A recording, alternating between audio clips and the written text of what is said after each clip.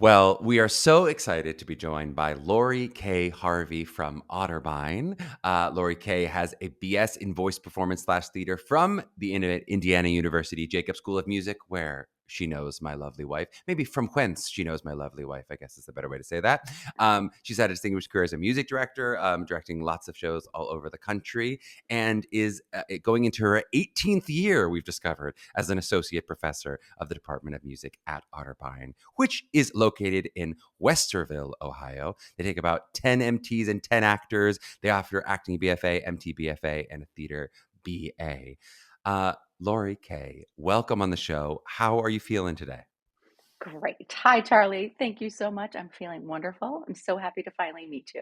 We are so excited to have you on. We've been talking about this. We've been scheduling for years. It's true of a lot of schools where we go. We schedule for months and years, but you were maybe our longest tenured. We've been trying to schedule guests, and I'll say one of our most requested episodes. I think because Oh, most of the most competitive schools we have had on the podcast, and so people go, I expect it now. Where's Otterbein? I want to hear about it.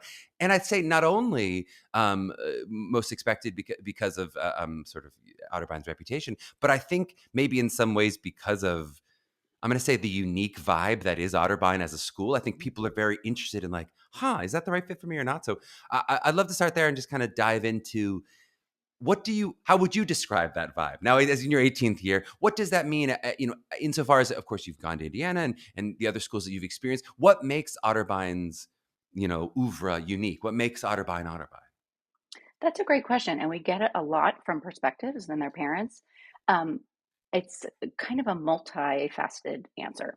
Uh-huh. It's a small liberal arts school. So we always say it's conservatory style training within a liberal arts education. Yep. So the students are extremely busy, extremely challenged by all things theater, music theater, dance, voice, as well as their daily gen eds that are part Hmm. of the intense curriculum. And it's a small program, so there's a lot of individual attention for the students, um, and a lot of performance opportunities because Hmm. we are purposely a smaller program.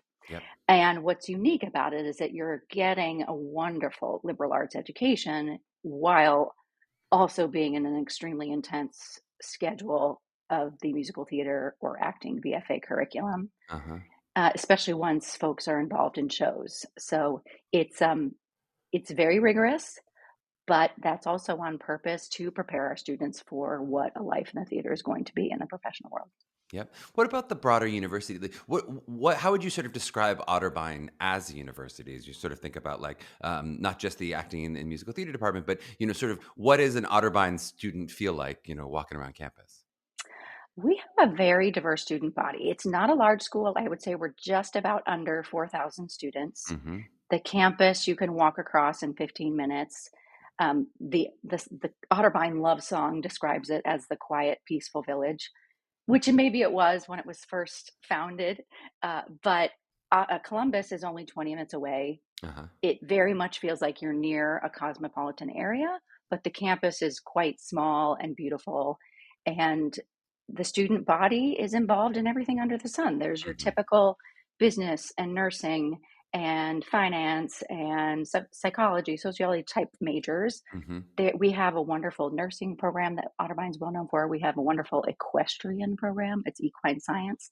And then the theater program are Mm-hmm. kind of what are considered some of the flagship majors at Yep. Otterbein.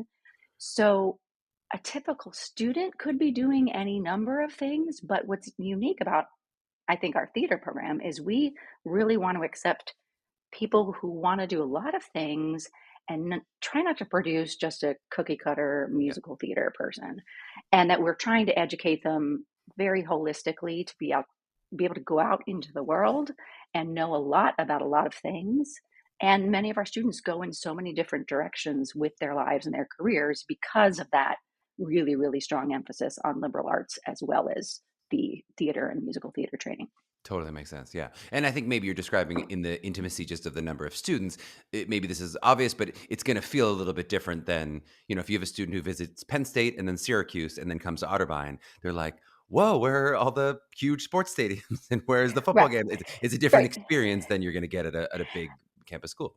And we definitely have sports. We're a D3 school, and we have Hmm. a football team and a soccer team, and I think, and we have lacrosse. It's not going to be Right. You're not going to like have painted going faces every Saturday, maybe in the same way that the Nittany Lions would or whatever. right, Or you right. had experience But in Indiana, right? In Indiana probably was right, a much more experience of like yes, basketball and football and that whole, right, thing. exactly. But what's unique is that some of our students, if they have time, they'll join Greek life, and then their sorority sisters and brothers are on the sports teams, and then they'll come support them in shows. Yep. So it's that small of a community that it's like there's one campus center where everybody goes to eat. So they kind of all get to know each other their first couple of years at the campus center dining hall. So um, it's not really sex. They all and often the theater kids are taking classes with Yeah. folks from all the other majors. Yep. So you have the feel of a university. It's just not the mecca that would be a Big Ten school. I love it. Well, I know I saw you've done your homework. You have your curriculum printed out already, so you're really ready to dive into the curriculum. But I'd love to start with as we get into some of the curriculum stuff. I love that you mentioned the balance of a BFA liberal art experience, meaning you're getting conservatory style training within liberal arts.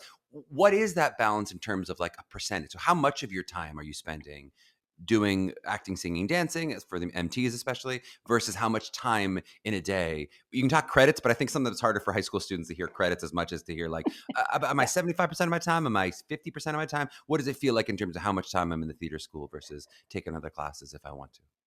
Um, I don't actually know the percentage, but let me just give you like a day in the life.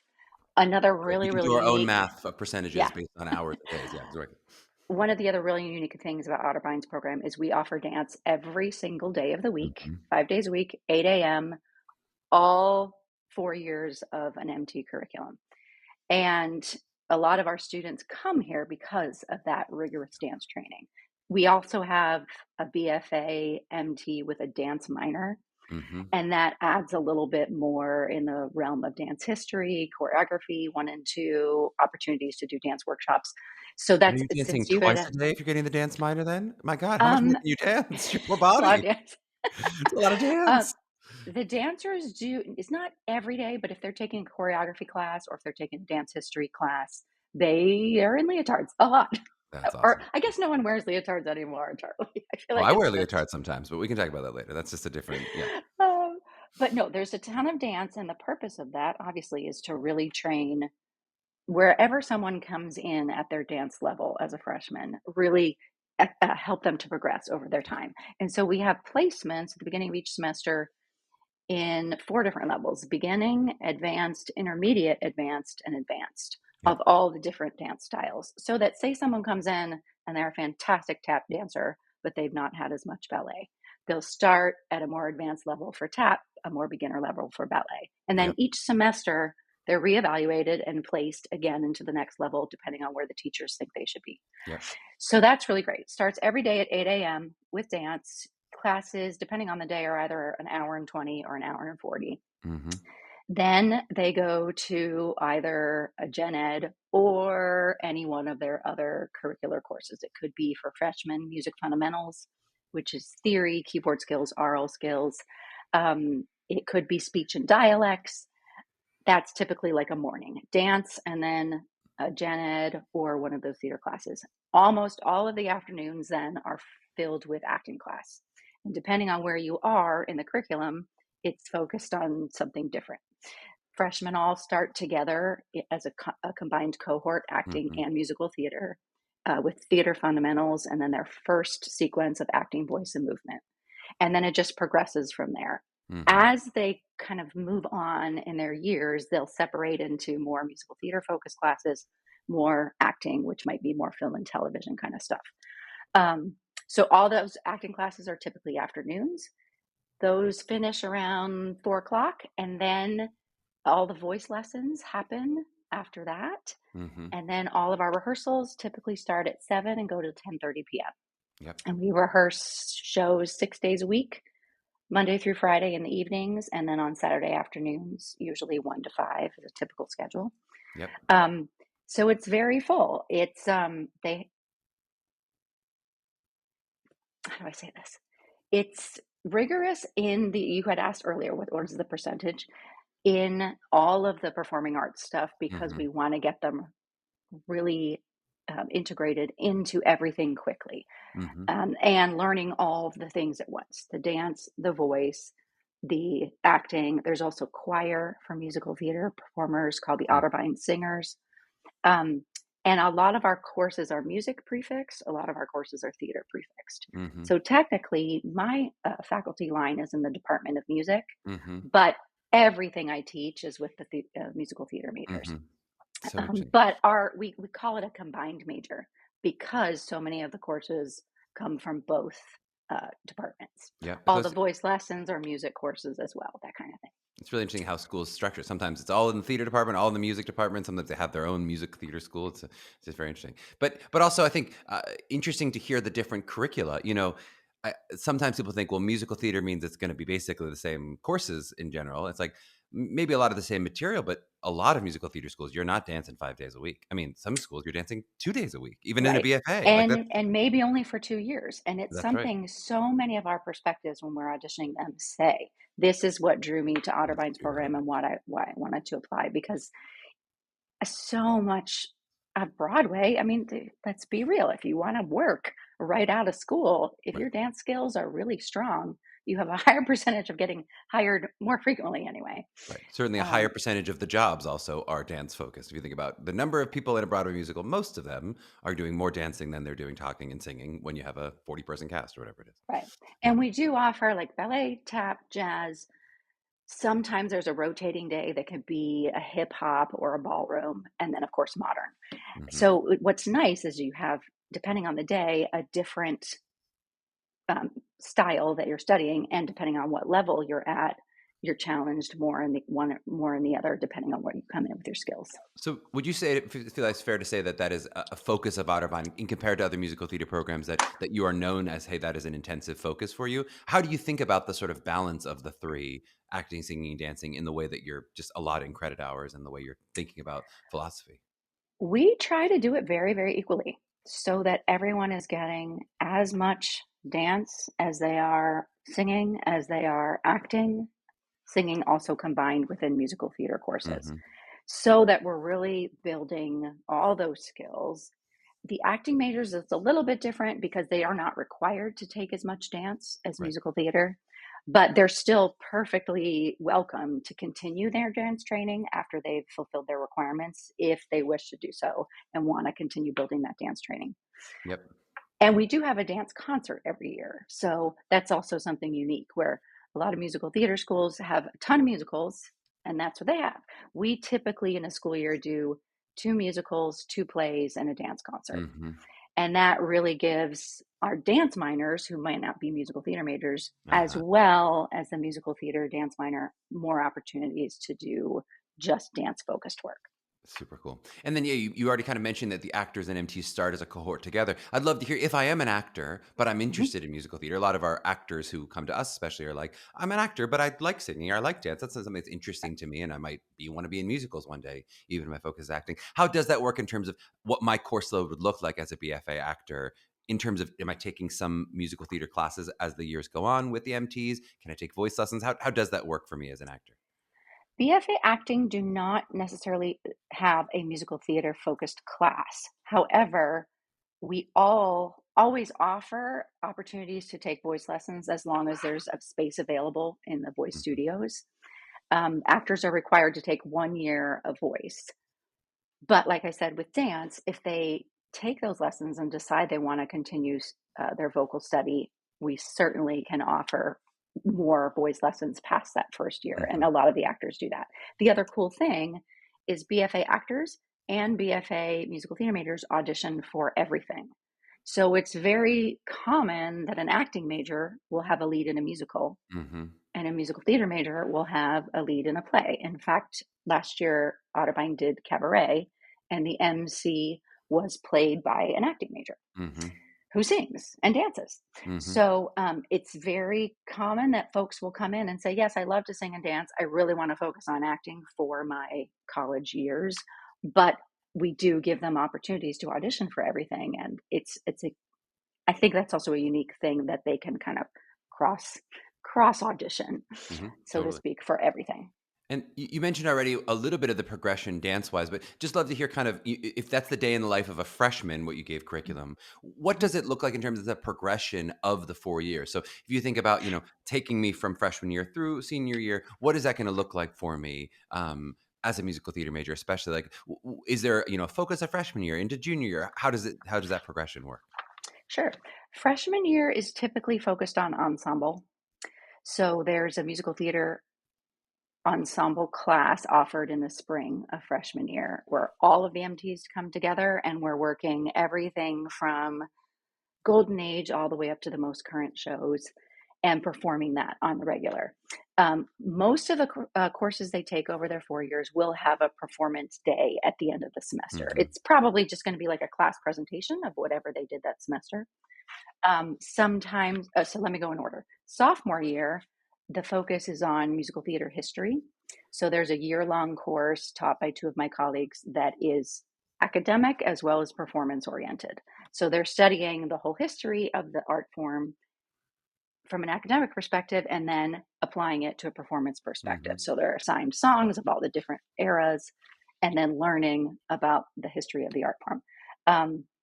Junior year, there's something called the Junior Musical Theater Studio, which is a year-long course. Typically, one semester is focused on putting on a musical just within that class.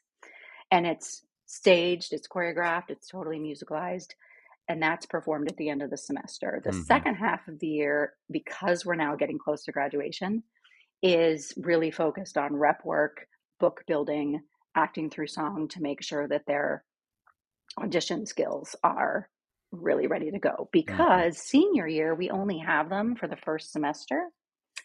And the reason for that is there's an internship that most of our students do the second half of senior year. So it's really technically only 7 semesters that Hmm. they're here on campus with us because most folks go to New York. A few sometimes will go to LA or Chicago, dependent on where they want to focus their career. But that end of that junior year really needs to be focused on professionalism, fine tuning the audition book, Hmm. audition skills, because senior year we put together the showcase in the fall. And then there's a big performance at the end called the senior launch, which is a fundraiser for the showcase and kind of a greatest hits of all the things they've done in their time at Otterbein. And that last semester is more focused on that than any additional acting work. Yeah. And I want to hear all about that kind of launch into the business. So both tell me a little more about the showcase in terms of that seems like a little bit unique timing in terms of more Yeah, people are doing it later in that second semester, depending yeah, different place in second semester. But talk about the showcase, and then I want to hear about that internship as well, or that sure. what that semester's like. So the senior showcase is put together again with a combined class. So they start out freshman year together acting and Hmm. MT, and then they come back together for that last semester in the senior year. And probably like a lot of schools, we try out lots of different things on every student to see really what's going to highlight their skills the most and bring out their personality the most Hmm. and market themselves to the business in the best way. And that's put together, it's team taught with the chair of our dance department, Stella Kane, and one of our acting teachers, and then I'm the music element. So that's built in the fall to then be performed on campus for all their friends and Hmm. fellow professors and family coming and whatnot. So we do it here on campus in the fall before they leave for that senior year internship. And then the internship is a 10-week professional internship, usually with a casting office, a talent agency, a producer, a choreographer. It's really specific to what each student wants to do and where they want to learn that behind the scenes kind of Uh-huh. stuff. Um, and that's built in combination with the showcase in the fall. There's a senior year internship prep course Hmm. that is taught by one of my colleagues, and all of that is coordinated through him and his class, in addition to professional stuff, building websites, learning how to really perfect your self tapes, all your marketing stuff, headshots, resumes, actors access, all of that stuff, so that once they're in New York, they've heard those things and then they're Hmm. seeing them in practice when they're in these internships. And we've had Hmm. people with Telsey casting. We've had them with talent agents. We've had folks who maybe want to do more film and TV work for NBC or work for Mm-hmm. Law and Order. One gal one year was really, really interested in pop music. So she went to LA and she interned with the Jackson Five, Mm-hmm. or what is now the Jackson Five, and their company. Mm-hmm. Other folks, maybe if they're more interested in choreography, will intern with a choreographer. We had a student intern with Andy Blankenbuehler when he was kind of in the building stage of Hamilton. Mm-hmm. And so she kind of got to see what that process was like. Fast forward a couple years later, she was cast in the Cats revival that Andy choreographed, Mm-hmm. and then has now been a part of Hamilton for, oh my gosh, I don't know how many years. Mm-hmm. And so that was a direct result of that internship. It makes so much sense, and it's we sometimes talk about the ways in which school or academic environments can be a bit incongruous with acting training, or at least how it's been. And something really cool about that. It's almost an apprenticeship model, or almost sort of Right, the old version of how we used to learn acting was like by doing, by watching, by being part right. of it in the same room with professionals. So that's a really cool mix there. And they're required to keep a journal while they're doing their internship, so that their professor is seeing, this is what I did this week. Uh-huh. I monitored this audition. I watched so many callbacks for blah, blah, blah, or many other things that they might have to do. And then so then I go to New York with one of my colleagues who does the showcase in April to present the showcase. And that's where I hear them say, you wouldn't believe how much I learned in the last Uh-huh. 10 weeks just by being on that side of the table and Mm-hmm. seeing all the things that we've heard you guys say, but actually now in practice in the real world, in the professional world. It's so cool. And what a little nice setup to be lifelong learners too, of like, when I'm in a professional world, it should be learning. I should continue growing, not just Yeah. 22 and I'm cooked and I'm done. Right. But so then just to explain that timing of the showcase again. So there's an internal showcase in the fall, but then the external showcase still happens in In the April, which spring. is a little bit Yeah. more typical with the Yeah. other showcases. Yep. Um, And Tippuk will meet up a couple of days beforehand to brush up everything that we put together in the fall. So it's not just a, hey, do you remember what we did 5 months ago? right.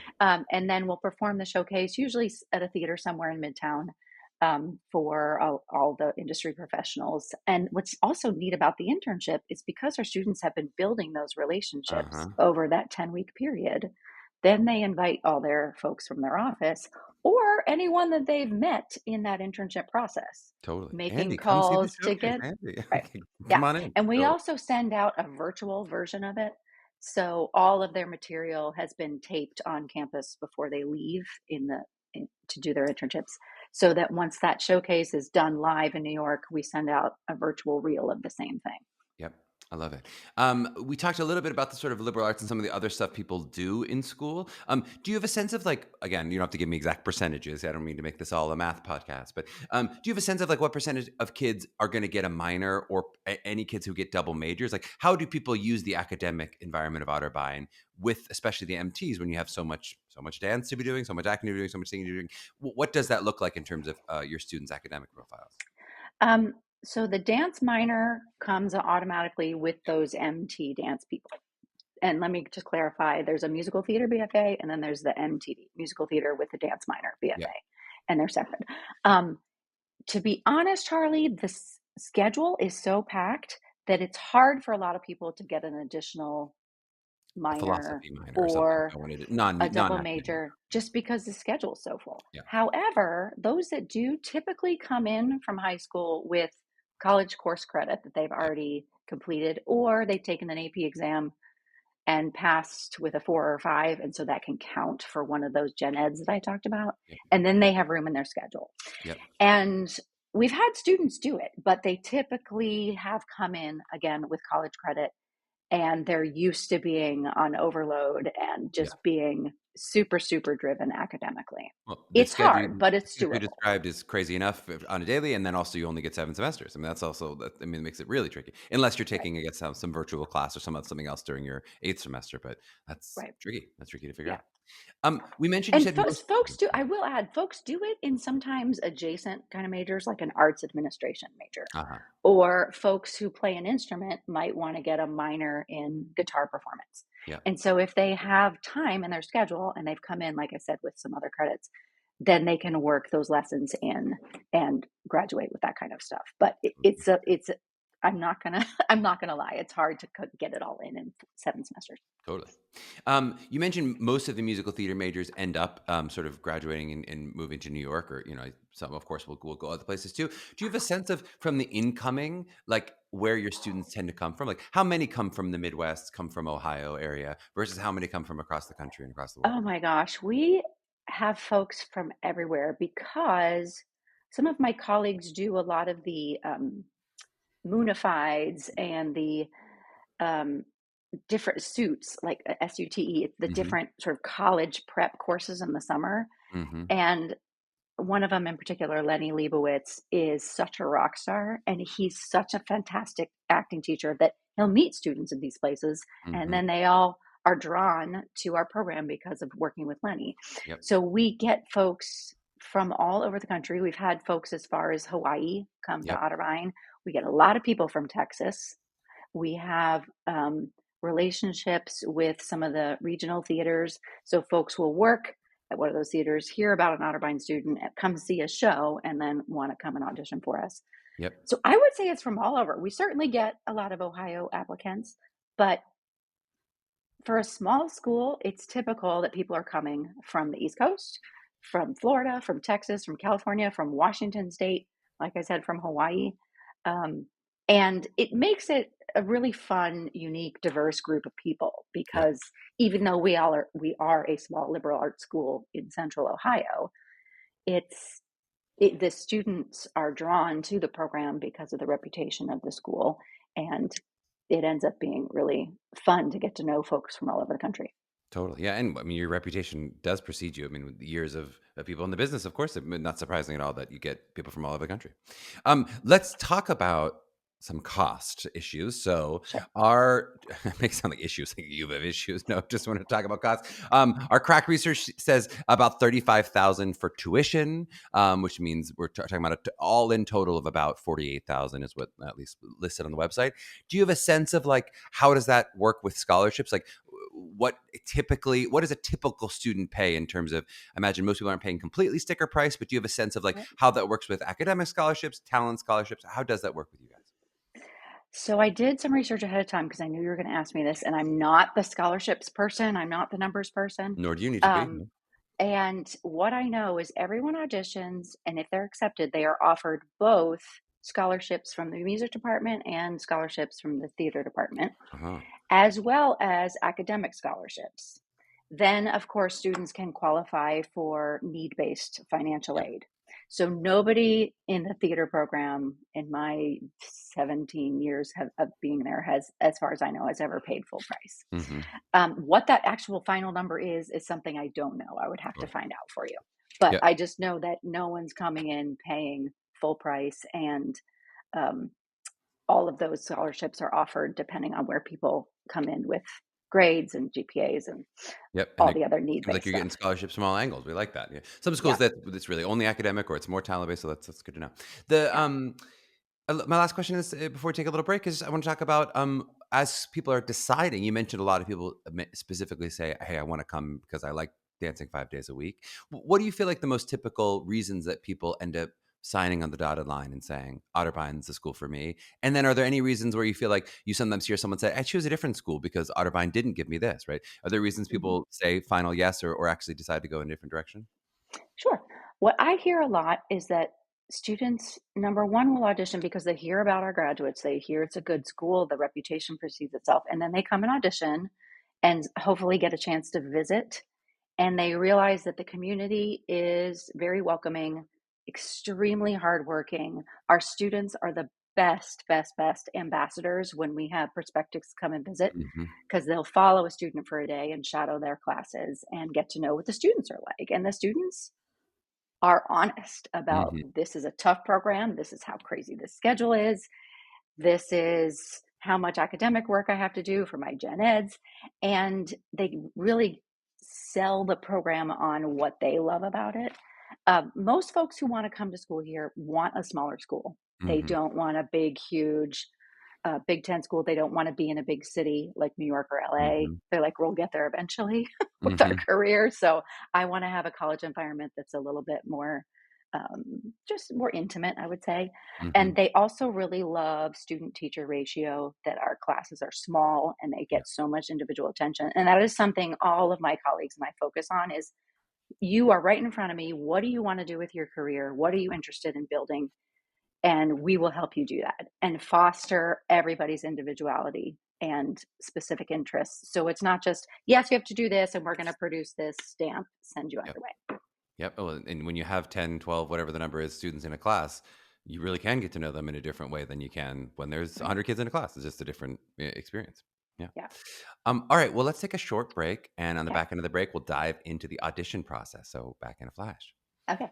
Okay, we are back with the wonderful Lori Kay Harvey, and we're talking about sports. On the break, we were talking about We sports, so are. I was like, we got to get this back in so we can talk some Olympics, talk some sports. As we record this, it'll be the Olympics. The Olympics will be over by the time this is released, so hopefully America did well. It's just stuck in my brain, that Olympic Um, theme song. Before we dive too deep into the sport world, which I definitely want to do, let's talk a little bit about the audition process or the tryouts, if we're going to do it that way. Let's talk about the audition process for Otterbein specifically. I want to hear about just generally what you're looking for in an audition. And then maybe we can also talk a little bit about how that looks in pre-screens and how it looks in different mediums in terms of different ways that people can audition. But just first, in general, what do you feel like makes a great audition for you? I love to see an audition where the person who's performing absolutely exudes joy for what they are doing. And that is the kind of performer that I will instantly sit up and want to hear more. Mm-hmm. And everyone's always nervous in auditions. That's such a natural thing. But when I see someone doing anything, singing, dancing, monologue, it doesn't matter. And you can just tell with every ounce of their being that they love the performing arts and they love what they're doing. Mm-hmm.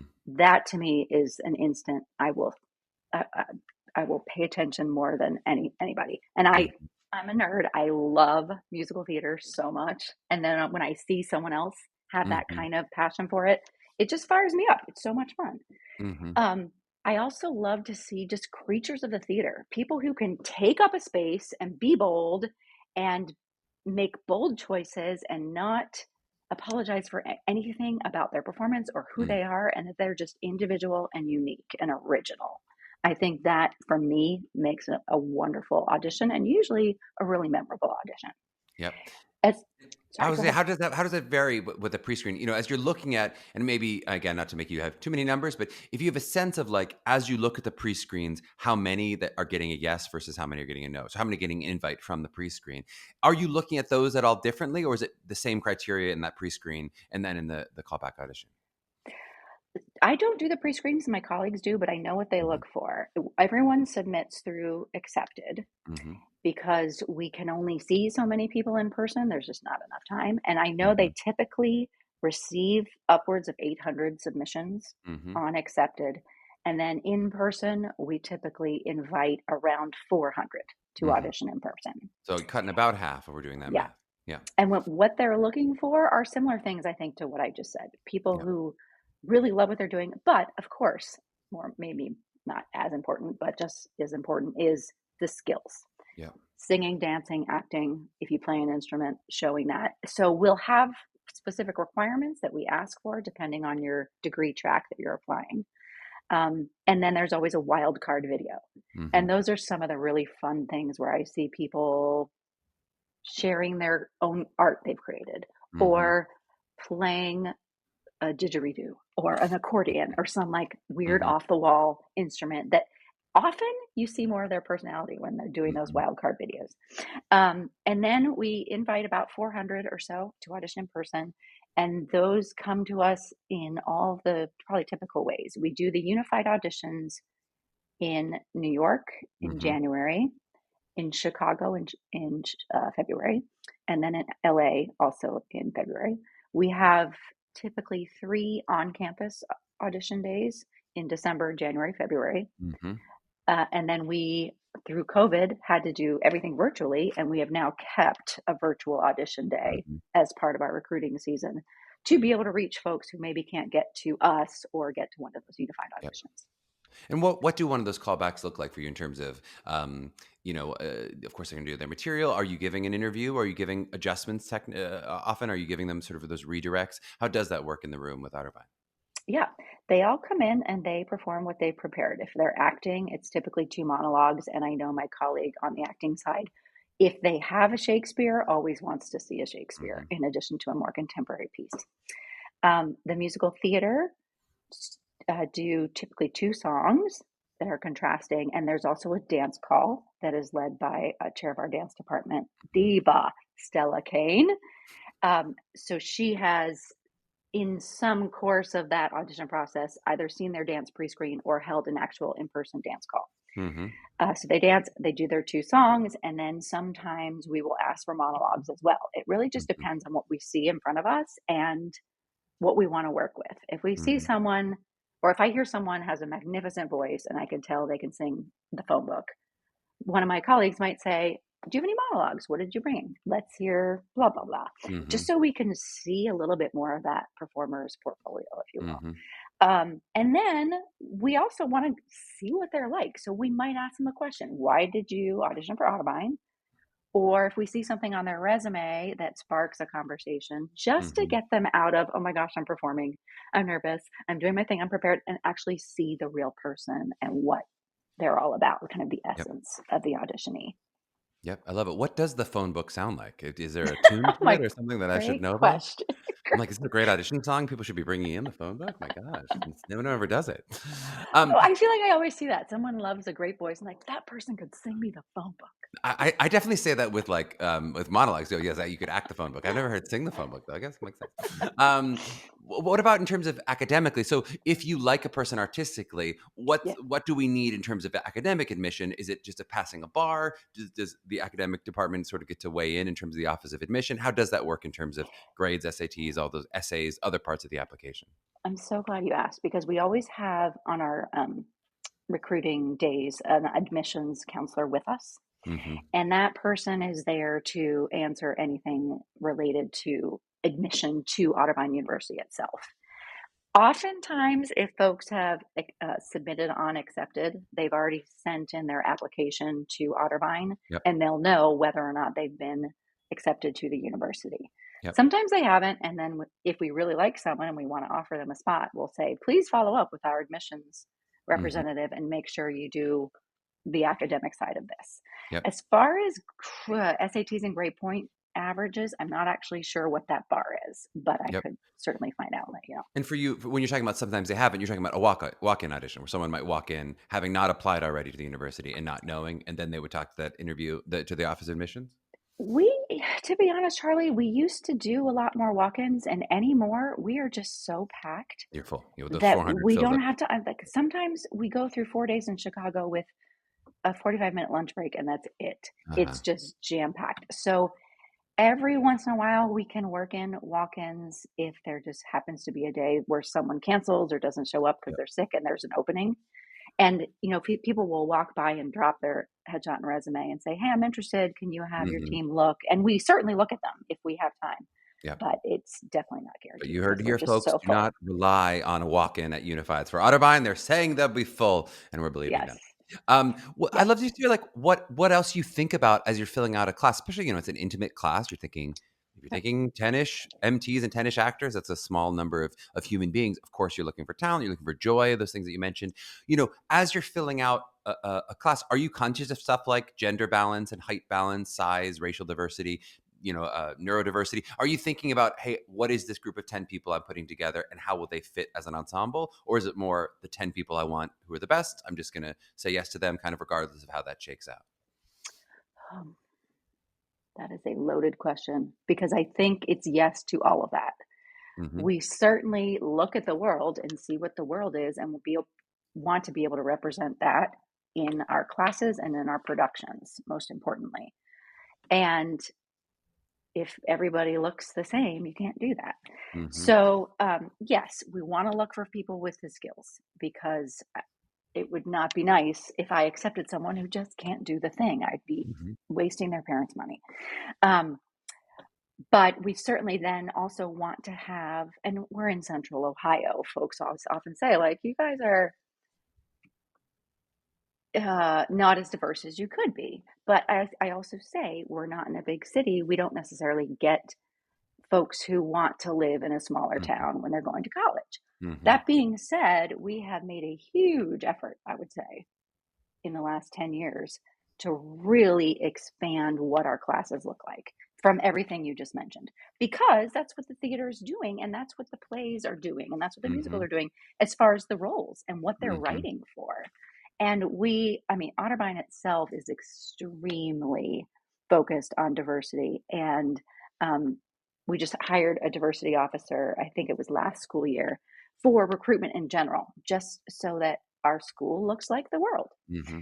And we try to do that with teachers as well, to make sure that there are teachers of all different backgrounds and orientations and genders and all that, so that Mm-hmm. students can feel comfortable. I love it. What about waitlist movement? I mean, you mentioned as you don't get the class sizes exactly because, of course, you offer more spots than ultimately people are going to say yes to, and sometimes you Right. overyield, right? But how does it work if you were to have openings? How does sort of waitlist movement work for you as that happens? Typically, it will happen around this time of year where we know we have our class, but then someone will book a job and decide they don't Hmm. want to go to college right away.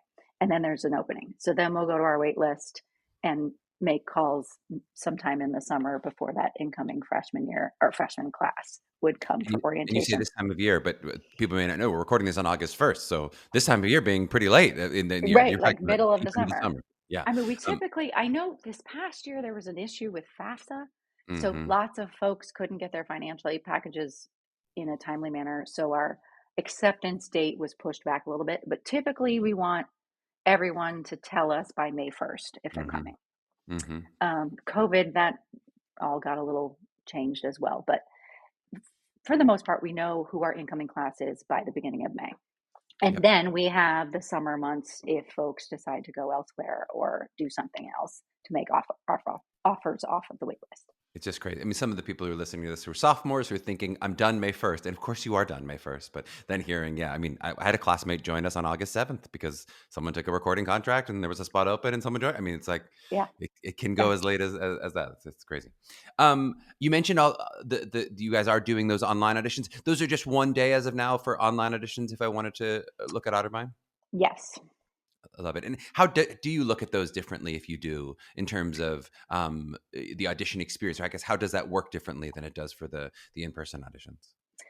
Well, because everyone has submitted through accepted for the pre-screening process anyway, we've all seen singing, dancing, acting on accepted before seeing that person in a virtual audition. Hmm. But then when they come into the virtual room, it's just like we're doing right now. You would see the person on the screen, and then my colleagues and I would be the smaller boxes underneath. We would introduce ourselves, tell them what we want to see, and then they would perform their pieces. And we Hmm. would have, just like we would in person, a conversation afterward about Yep. some of those similar questions I already mentioned. It's a And a little bit virtual dance harder. call as well, or would it be more of a just see the No, because we're not in person, our dance director will just look at their dance Yeah. submissions. And the other thing is, if she sees something that she really likes, she'll say, "Do you have more videos you can send me of this type of thing?" Or if it's just a ballet combination and a jazz combination she's seen, she'll want to see modern or tap, just depending on what they've already sent in. Yep. And then she'll just say, "Get that through our to us through our admissions counselor, and we can, kind of adjudicate a little bit better on that in that way." I will honestly say though, virtual auditions are harder because you don't get the energy in the room like you do when someone is in person. And Never. I Yeah. know it's impossible for people to travel all over the country to audition for sometimes 15, 18 schools. It's insane to me how many people audition for so many schools. But um, we do our best to keep that in mind and just know Hmm. we're on a computer and we're on headsets and we're going to do our best to give all of our attention to this person and give them the best opportunity to succeed. It's so true. It's so true. I mean, it's they're here to stay. They're inevitable, but definitely from an acting perspective, it feels worse. It's not as fun to be in the Right. to being in the room. Yeah. But boy, it's the professional world. I mean, it is Yeah. 95% of your auditions when you first get out of school. I mean, who knows? 4 years from now, maybe it'll adjust a little bit back, but it's a huge percentage that are you're gonna start off doing self tapes, and then maybe you get a Yeah. call back in person. But it is so much of it is self tapes to start off. Yeah. Yeah. Okay, let's dive into some of the juicy stuff. I mean, really, it's only if you have any Uh-oh. fun juice. No, I just wanted to talk about sports. You said you said you and your husband are always making sports to theater metaphors, which is basically the entire purpose of this podcast is to make Thank sports to God. theater metaphors. What you got? What's your favorite sort of way in which you think of sports? And you mentioned here we are in the Olympics. What feels like you're like, this is how these two things are the most related? We did some of this on the break, but I want to get it into the record. Okay, so my husband played college football. I went to music school, but we're always talking in parallel words when I'm talking about my work, and Mm-hmm. he's talking about sports and how much he loves sports. So for sure, a pot of array is a grapevine. Mm-hmm. Halftime is intermission. Mm-hmm. Rehearsal, play practice is just 3 a days. Like, come on. It's just 3 days, especially with all that you guys are dancing. You're basically doing 3 days. My God. I mean, yeah, between Yeah. dance class and then in a musical theater class, you're probably dancing at some point, and then rehearsals every night. Three Yeah. days. You're Let's all ice see. baths and PT in the same way. You got to cool off those muscles. Yeah. Yep, yep, all the chiropractic and kinesiology references. Mm-hmm. We have so many hilarious, like, I always have neck issues because I play the piano and conduct and head bop all day. And he talks about his sports injuries, and I'm like, yeah, okay, well, I need a massage because I've been doing Yeah. this, conducting Les Mis for 3 hours. Yep. Um, I know. what Well, else do we talk about with sports? well, I guess the more serious stuff is like the discipline that yeah. is required for sports is, Yep. to me, entirely what is required to have a successful performing arts career, Yeah. because you have to keep your physical self in shape, your mental self, your vocal self. Um, all of that has to be in, fighting condition, athletic position, we like to call it, so that you can, do your best in any given scenario with it, whether it's trying to book the job in the audition or the callback, or once you get the job and you're in the rigorous rehearsal schedules and tech and 8 out of 10s. And I had a tech rehearsal once where I was in Beauty and the Beast and I had a grapefruit on the top of my head for Be Our Guest with pin curls and my mic pack in the back of the wig with the grapefruit. I'm not kidding, it was Mm-hmm. this big for 10 hours one day Uh-huh. in that costume. And An athletic it feat in of hurt. itself. It Yeah. hurt. And I had to recover. Yeah. But it's just part of that rigor and the discipline that's required for a performing arts career, I think, is so similar to sports, and the Yes. dedication that's required. And so much of what we talk about on the podcast, because we do these takeaways after the interviews, the psychological similarities too, in terms of both the sort of team psychology of what it is to be in an ensemble and work together on stage, but then especially for the longer career, some of that individual psychology of what it is to compete and to yeah, the Olympics just happened, and there's the great men's gymnastics triumph where the guy was like sitting there visualizing and like silent, like his whole team celebrating. He's Yes, like kind of celebrating, but he's really just getting. He's like, I got to go in and do that pommel horse. I'm like, that looks like yes. someone outside the room about to prepare for an audition. That's exactly what you need to Literally, be doing. literally. Put And yourself like in the he had his mental. glasses on and he was just Mhm. kind of in his zone and prepping and knowing that I got to go and do and like clinch this thing for this, Yep. at the end of all of it, to wait all day to just do that one We've thing. all It's seen that at Pearl pressure. Studios. We've all seen that at Pearl Studios in the hallway and be like, leave that guy alone. He's in his zone. He's been waiting for 2 hours to get into that room. He's about to book this thing. I love it. I'm so glad you asked about like the longevity of the career too, because we often talk to our students about, yes, you're here for 4 years and you're training Mhm. rigorously for this thing you want to go out and do that's very competitive, very difficult. What are you going to do to fill the rest of your life Yeah. with things that bring you joy, things that challenge you, people that build you up, that kind of stuff? Because, like you just said, Charlie, the psychological part of it is a huge, I Oof. think it can be a huge challenge for folks who aren't ready for it, especially at Otterbein, where we're a smaller program. Our students get a lot of opportunities to perform, to then go to a big city like New York and have that many more thousands of people competing. And Uh-huh. so we really try to be honest and direct with them about fill your life with other stuff that is going to bring you satisfaction and challenge and joy, because you're not all going to work all the time Yeah. every month of every year. And what else can you do so that you can be creative and be artistic and feel that part of you and your personality? And I think that's a big, component of our liberal arts degree that's helpful, because our students are taking all these other classes, developing other interests, and many of them keep that performer essence, but they do other things with it. One girl, Totally. MT graduate, just got her law degree. I'm like, you are Elle Woods. Mhm. Um, but she still performs a lot. So, Right.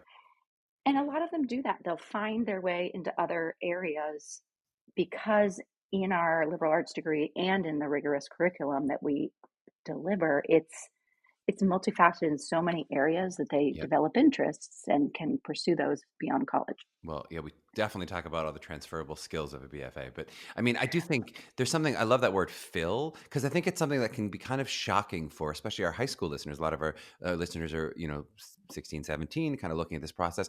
If they've been at a rigorous high school, and then they've been doing musicals all night and they've been just like filling their schedule. And then they go to a competitive BFA program and they fill their time. And it's so full of acting, singing, dancing all night, every night.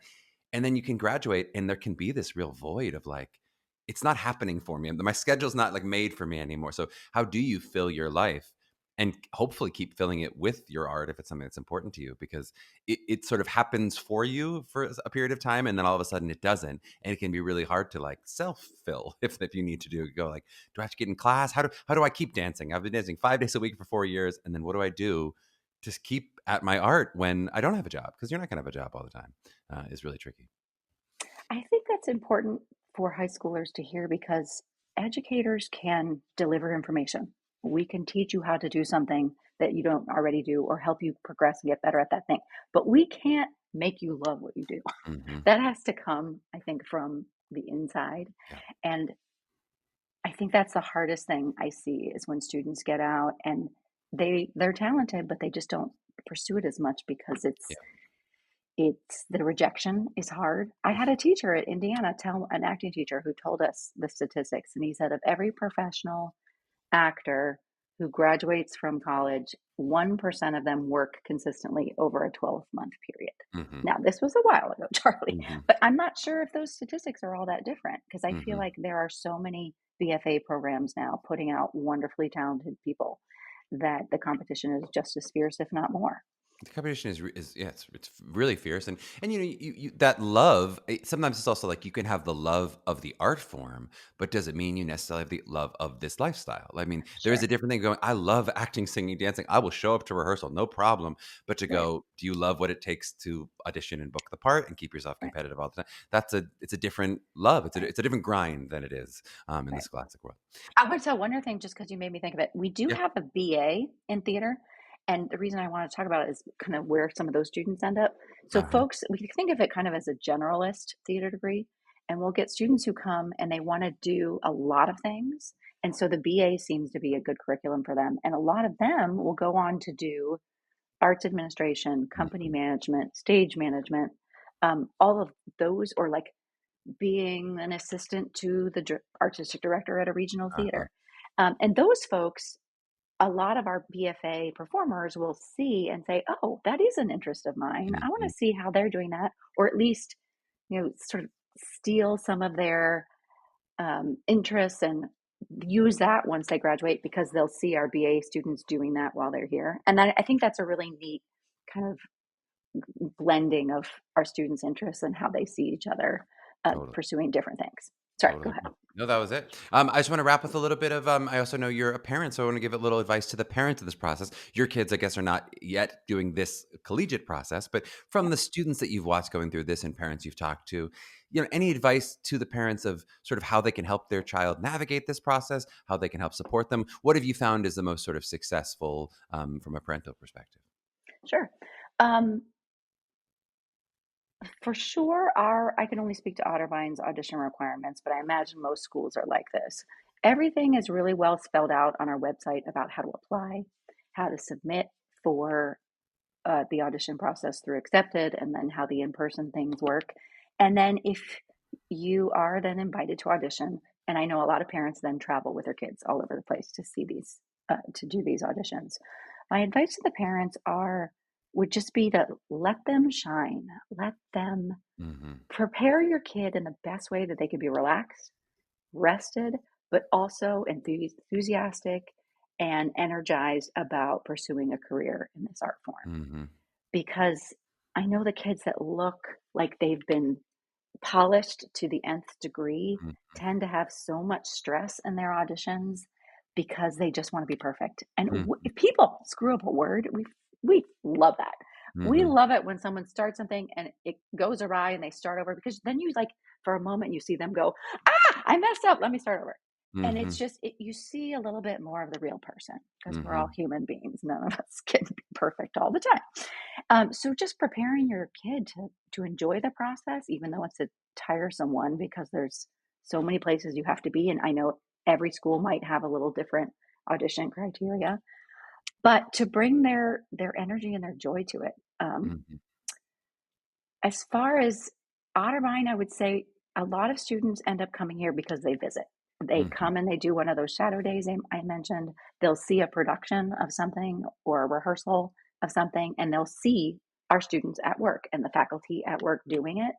And that I think is a wonderful way to really experience what an Otterbein education could bring their child in the most organic way because you're seeing a day in and day out kind of situation. And then you also can see the facilities, you can see the town, you can drive around and feel like, okay, I'd be comfortable with my kid being here or not for whatever reason. Yep. Um, and that I think parents who can sort of see where their kid's going to be for 4 years in play is a helpful. I know if I were a parent, that would make me feel better about where my kid was going. Totally. Totally agree. Lori Kay, this was so fun. Where should people check out more information if they want to? You mentioned the website. Is that the best place for information? Do you like us on socials? Is there anything else that we should sort of places where people should check out if they want to hear more about Otterbein? Yes. So our website has all the information about our BFA programs, our BA programs, um, and how to apply. It has bios of all the faculty. And I would tell people to check both the music faculty as well as the Hmm. the music website as well as the theater website, because we do so much crossover teaching between the Hmm. two departments.